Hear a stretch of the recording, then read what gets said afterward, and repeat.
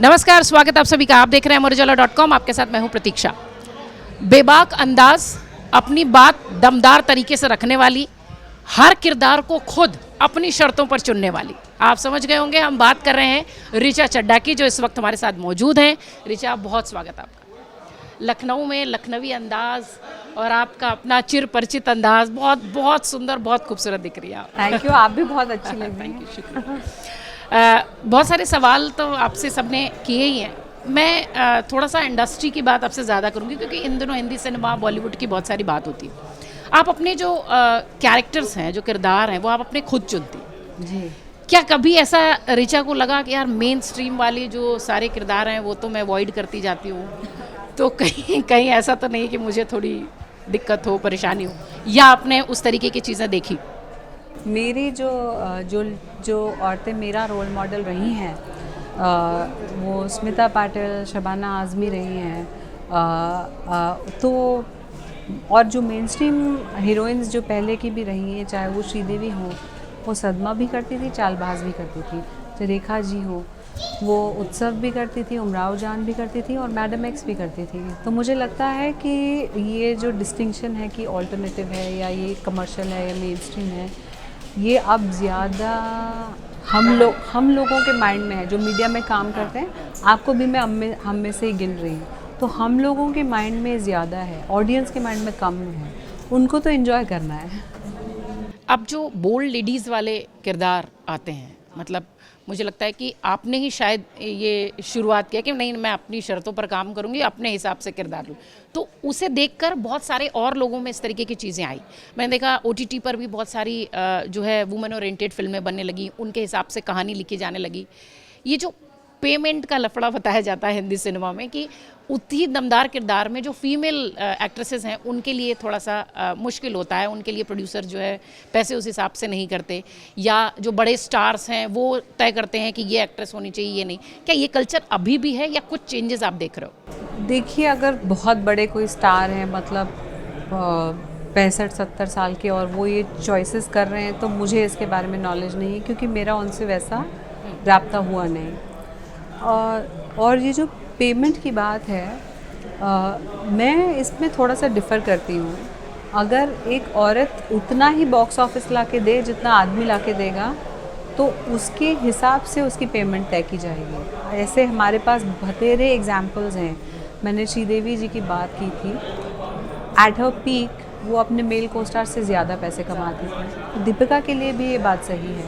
तो मैं यही कहना चाहूँगी कि ये जो पेमेंट की बात है, उसमें हमेशा जो डिस्ट्रीब्यूटर एग्जीबिटर ये देखता है कौन सिनेमा में ज़्यादा सीट्स फिल करता है। बस ये एक कैलकुलेशन है। मेरे संदर्भ में, मेरे एक्सपीरियंस में ऐसा अभी तक मेरे साथ नहीं हुआ। किरदारों का चयन ऋचा कैसे करती हैं? स्टोरी सुन के करती हैं कि अपने हिसाब से, या जब नरेशन हो जाता है तब ये तय करती हैं कि हाँ यार ये मेरे लिए ठीक है? नरेशन तो मैं प्रेफर नहीं करती, क्योंकि नरेशन में क्या होता है, मुझे आपको इम्प्रेस करना है, तो आपके लिए ही मैं कुछ उसी वक्त, हाँ।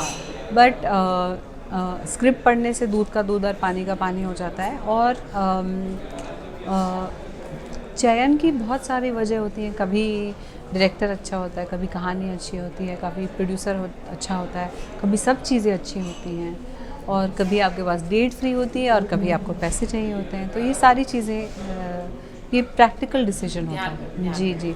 और इमोशनल डिसीजन वो होता है जहाँ आप फिल्म के साथ शुरुआत से जुड़े हैं। जैसे मसान जैसी फिल्म अगर मेरे लिए लिखी गई, तो there is no way I wouldn't do it. Girls will be girls एक ऐसी कहानी है जिसको मैं दुनिया तक लाना चाहूँ, तो मैं उसमें अपनी जान लगाऊंगी। मसान की बात आपने कर दी, मैं खुद बनारस से हूँ। अरे वाह! आप मसान करते समय बनारस थी? बनारस से मेरा बहुत पुराना नाता है। अच्छा, बिल्कुल। मैं बनारस से हूँ। मेरे दादाजी की लास्ट पोस्टिंग भी थी, और वो कस्टम्स में थे। मेरा बचपन भी बहुत वहाँ गुजरा है। मेरे बहुत मसान के टाइम से ही काफ़ी अच्छे मित्र वहाँ हैं। जब हम अपने किरदारों की बात करते हैं, तो एक ख़ास हिंदी सिनेमा में, या मैं बॉलीवुड कहने से थोड़ा परहेज़ करती हूँ, हिंदी सिनेमा में हम देखते हैं कि एक ख़ास पूरा ग्रुप है जो कभी भी किसी सोशल इश्यूज़ पर, राष्ट्र के मुद्दे पर, जनहित के मुद्दे पर इस तरीके की बात नहीं करता। बट ऋचा चड्ढा खुलकर बोलती हैं। सामाजिक मुद्दे पर किसी ने पूछा, हमें बोलना है। फीमेल इशू है, हम बोलते हैं। और ये मुझे लगता है कि बहुत चुनिंदा ही हमारे हिंदी सिनेमा में जो अभिनेत्रियां हैं जो इस तरीके से बात रखती हैं। इस तरीके की चीज़ें जब आप करती हैं या इस तरीके के विषय जब आप उठाती हैं तो ऐसा भीतर से ये होता है कि अरे इस सब में नहीं पढ़ना चाहिए यार, अपना काम करो और ये करो। क्या है मेरा काम? मेरा काम क्या है? मैं आर्टिस्ट हूँ तो क्या मेरा काम यही है कि मैं लिपस्टिक लगा के आपके लिए नाचूं? या मेरा काम ये है कि ऐसी कहानियाँ कहूँ जो शायद लोग सुनने के लिए तैयार ना हो, किसी प्रताड़ित औरत की कहानी, किसी गरीब महिला की कहानी। तो मुझे लगता है जब मैं काम अपना इस ज़मीन से ले रही हूँ, जब मैं पैसे इस ज़मीन से कमा रही हूँ, तो यहाँ पेड़ कटेंगे तो मैं चुप हो जाऊँ? ये तो बहुत सेल्फिश बात है। मैं स्वार्थी नहीं हूँ, मैं स्वाभिमानी हूँ। मुझे भगवान ने इतनी सद्बुद्धि दी है कि मैं सही तरह से बिना किसी की भावनाओं को आहत किए अपनी बात आगे रख सकूं। और मुझे लगता है बतौर आर्टिस्ट हमें ये करना भी चाहिए। और मैं इतना भी कहूँगी कि अगर आर्टिस्ट के मैनेजर या पीआर उनको ना बोलें तो वो भी खुल के बोलेंगे। पहले बोलते थे ना कितने सारे लोग, दिलीप कुमार हो या किशोर कुमार हो, जिन्होंने इमरजेंसी के टाइम अपना तो वही आर्टिस्ट का क्या ओहदा है। तो मुझे लगता है ये बहुत ज़रूरी है। और उसे सब कुछ यहीं से मिला है, ऑडियंस ने दिया है, सारी कुछ ऑडियंस ने दिया है। अच्छा, इसमें कुछ लोगों को एक्सक्यूज़ करना चाहिए क्योंकि उनमें इतना आईक्यू नहीं है, वो इतने पढ़े लिखे नहीं हैं, वो क्लास 8 के बाद ही फैमिली बिजनेस में ज्वाइन हो गए या जो भी। तो मैं उनसे ये उम्मीद नहीं रखती कि उनको बहुत नॉलेज होगी। पर मैं पढ़ी लिखी हूँ, मैं यहाँ अपने ग्रेजुएशन पोस्ट ग्रेजुएशन करने की बात पहुँची, तो क्या मैं मतलब सिर्फ मतलब वॉशिंग पाउडर बेचूं? नहीं। हाँ, तो आपसे भी लोग सवाल पूछते होंगे। जब आपने इंटरव्यू शुरू किया, आप में एक बेबाकी, आपकी आवाज़ में एक कॉन्फिडेंस था, उसकी कोई वजह है ना। तो वो जो वजह है, मुझे लगता है उसका आदर करना चाहिए। और इंडस्ट्री में मुझे लगता है चीज़ें चेंज हो रही हैं ना। वो चीज़ें जो सरोज खान ने लाई कि कोई भी मेल कोरियोग्राफर नहीं होता था, तो वो लड़ झगड़ कर उस तरीके से आई। आज मुझे लगता है स्थिति थोड़ी सी चेंज हुई है। आप कैसे देखते हैं? स्थिति चेंज हुई है। और जैसे कहते हैं ना, 1 स्टेप फॉरवर्ड 2 स्टेप बैकवर्ड, वैसा ही कुछ है। हम कई मायनों में आगे बढ़ते हैं, कई मायनों में हम पीछे आ जाते हैं। हम कोई बहुत बेहतरीन फिल्में बनाते हैं, फिर कोई निहायत वल्गर सॉन्ग शूट हो जाता है जो कोई मतलब ऐसी महिला कर देती जिनको हिंदी बोलनी नहीं आती, जो यहाँ की संस्कृति से उनका फिर बाद में माफ़ी मांगती। माफ़ी मुझे पता नहीं। मैं तो 2-3 औरतों के बारे में सोच रही हूँ। आप अगर किसी की सटीक कर रही हैं तो मैं इतना कहना चाहूँगी, पिछले 6 महीनों में मैं काफ़ी आउट ऑफ डेट रही हूँ एंटरटेनमेंट न्यूज़ से। पर हाँ, मुझे ये लगता है कि पहले भी हमारी जो हीरोइंस थी, हमारे जो डांसर्स थी, चाहे वो माधुरी जी हो या हेलन जी हो, वो कुछ भी करती थी, कभी वल्गर नहीं लगता था। तो हमें उस गेज़ को बरकरार रख के अपनी इज्जत, वो कैबले सॉन्ग भी करती थी, कभी वल्गर नहीं लगता था। तो ऐसी क्या बात थी, क्या बदल गया? तो ये चीज़ मुझे लगता है कि ये मुझे ज़रूर कचोटती है जब मैं कोई वल्गर सा आइटम सॉन्ग देखती हूँ। आइटम सॉन्ग से मुझे तो इस तरीके के शब्द से ही बड़ी परेशानी है। एग्जैक्टली। थोड़ा घर की तरफ आते हैं, नई जिम्मेदारी, और आप माँ बनी हैं, बहुत सारी बधाई आपको। बहुत वक्त आप बच्चे के साथ बिता कर आई हैं। जी। ये जो आम पेरेंट्स हमारे घरों में जिस तरीके की चीज़ें होती हैं, क्या नैपी बदलना, पापा भी बदल रहे हैं, और बच्चे की फीडिंग कराना और खाना खिलाना, और ये सारी चीज़ें आपके घर में भी हो रही है? अली वैसे ही हेल्प कर रहे हैं? अली एक्चुअली शुरू में I had a natural delivery, so I lost a lot of blood. तो उसके बाद अली ने मेरा बहुत ख्याल रखा, न्यूट्रिशन का ख्याल रखा, नींद का ख्याल रखा। और हम इंडिया में हैं, हमारे कल्चर में एक ऐसी चीज़ है जिसको जापा दीदी जो हैं, जो हमारी सहायता के लिए होती हैं, आया दीदी। हाँ, तो बहुत उनसे मैं बहुत कुछ सीखी माँ बनने के बारे में। अपनी खुद की माँ से मुझे बहुत सपोर्ट मिला। तो बहुत ही चैलेंजिंग टाइम था मेरे लिए, पर बहुत सुंदर भी था। आफ्टर बेबी कुछ अपने में चेंज दिखा? क्योंकि हाँ, मैं बहुत, मेरा 4 साल का बच्चा है, मैं भी जब माँ बनी तो उसके बाद मुझे बहुत सारे चेंजेस दिखे। पेशेंस तो कम से कम आ ही गया था। आप में क्या बदला? तो बेटी अभी 2 साल की भी नहीं है, पर मुझ में पेशेंस आ गया है। मुझे लगता है मुझ में ज़्यादा स्ट्रेंथ आ गया है। और मैं I am more kind even to people I don't like. I am more kind. तो मुझे लगता है ये भी किसी माँ का ही बेटा है। जब बच्चे थोड़े से बड़े होते हैं तो हम सोचते हैं अरे इसको यहाँ भेजेंगे, उसको वहाँ भेजेंगे, इस तरीके से। तो आप दोनों के यहाँ घर में ऐसा कुछ हो रहा है, किसी ये बनाएंगे या वो बनाएंगे, या वो जो अपनी मर्जी से बनना चाहे?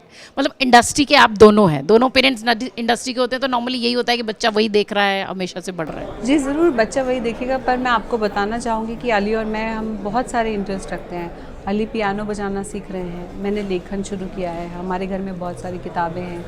तो it's too soon to say anything, पर बच्चा जो चाहेगा वही करेगा। तो कैसा टाइम आप दोनों का बीतता है जब बच्चे के साथ होते हैं? मुझे लगता है स्ट्रेस तो सारा नहीं कोई खत्म हो stress जाता नहीं, होगा। stress हाँ, खत्म। उसे मिलने के बाद। हाँ, घर में लक्ष्मी आई है, बहुत सुख लाई है हम लोगों के लिए, और वी आर वेरी हैप्पी। मुझे बहुत सारे इशारे दूर से हो रहे हैं। अब थोड़ा सा रैपिड वाला मैं 2-3 सवाल ले लेती हूँ आपसे। दिल्ली या मुंबई? फिलहाल मुंबई। फिलहाल मुंबई। OTT या सिनेमा? मुंबई में ना औरतों को जो फ्रीडम मिलता है ना, जो सेफ्टी हाँ, मिलती है ना, सेफ्टी इशू।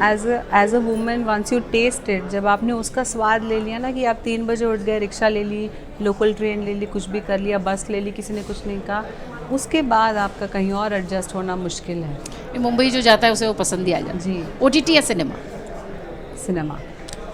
OTT में बहुत सारे चेंजेस आए हैं, आपने देखा। मतलब चूंकि आप फीमेल इश्यूज़ पर भी बहुत अच्छे से बात रखती हैं, मैंने खुद इस तरीके की चीज़ें महसूस की, और बात जहाँ ज़रूरत नहीं है वहाँ पर भी होमोसेक्सुअलिटी या इस तरीके की चीज़ें ज़बरदस्ती थोप दी जाती हैं। उस फिल्म में, उस कहानी में उस तरीके की आवश्यकता भी नहीं होती। ये देखिए, OTT की अगर वजह से शायद बढ़ा है। नहीं, होमोसेक्सुअलिटी से ज़्यादा मुझे फालतू की सेक्सुअलिटी से प्रॉब्लम है। वो भी हाँ, फालतू की सेक्सुअलिटी आ जाती है तो ज़रूर अजीब लगता है कि इसकी ये नैरेटिव को ज़रूरत नहीं थी। बट आई थिंक वो शुरुआती दौर में होता है। It's for OTT and streaming is still new in India little bit, और एक्चुअली इन द वर्ल्ड। तो शुरू में जो चीज़ें लोगों को थ्रिल करती हैं कि अरे यार गाली दे दी, अरे देख लिया, वो धीरे धीरे किसी तरह समतल होके हम अपनी ही रूटेड नैरेटिव्स पे लौटेंगे। फिर जब स्ट्रीमिंग जगत के लोग देखेंगे कि भाई पंचायत की व्यूअरशिप देखो, मामला लीगल है कि व्यूअरशिप देखो, वहाँ तो कुछ भी नहीं था ऐसा, एंटरटेनमेंट clean, भी बनाया बिल्कुल जाता है। मैं कोई प्रूडिश औरत नहीं हूँ, मैंने खुद बहुत सारे ऐसे सीन्स किए जिनकी ज़रूरत थी उस वक्त कहानी में, पर मुझे लगता है कि वो अपने आप एक बैलेंस अचीव करेगा। और ये भी मैं कहूँगी, अगर मुझे कभी फालतू का सेक्स सीन दिखा है स्क्रिप्ट में, तो मैंने डायरेक्टर से पूछा है और बोला इसकी ज़रूरत नहीं है, तो फिर आप जाइए, फिर वो फूल टकराइए। जैसे इसीलिए तो आप दिलों पे राज करती हैं। बहुत शुक्रिया रिचा, आपने हमें समय दिया। मुझे लगातार इशारे हो रहे थे, बहुत शुक्रिया। अगर आप ये वीडियो YouTube पर देख रहे हैं तो हमारे चैनल को सब्सक्राइब कर बेल आइकन दबाएं, और Facebook पर देख रहे हैं तो हमारे पेज को लाइक करें।